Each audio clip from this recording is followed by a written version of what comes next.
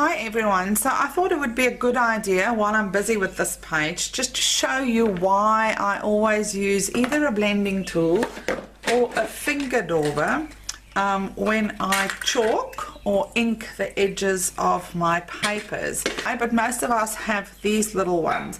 Now these are linen pads, which means they don't have a lot of give, so they're kind of hard. I have done a comparison video on these. I will do some more in-depth videos on these and other kinds of inks. Now if I'm going to take this little ink, I'm just going to use that's not a good side. I'm going to use a piece I'm not using, and I don't use a dauber, and I just go like that. I don't know if you can see what that looks like. First of all, I get lots of ink. This dries really quickly on porous paper, so that doesn't matter. But if I'm working on a coated paper, you will find that it might smear because it doesn't dry instantly on a coated paper. Okay, so that's what it looks like when I'm not using a finger dauber.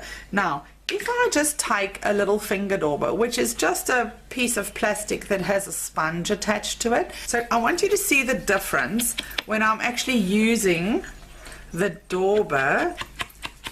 It's just got a softer edge or look to it.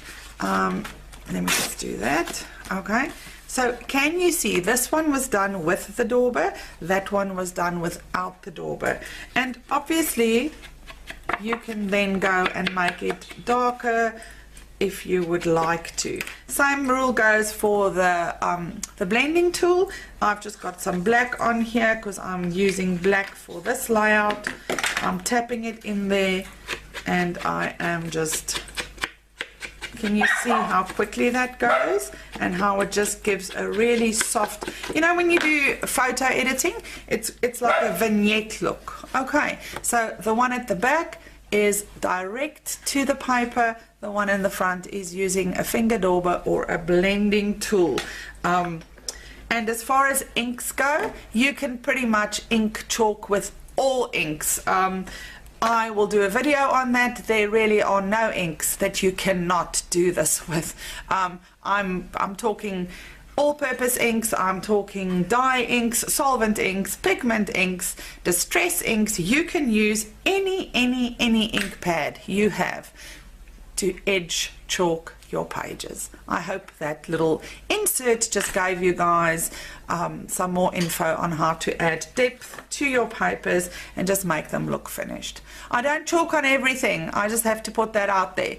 Sometimes a layout does not require chalking on the papers. I like the clean look, but sometimes it just finishes it off nicely.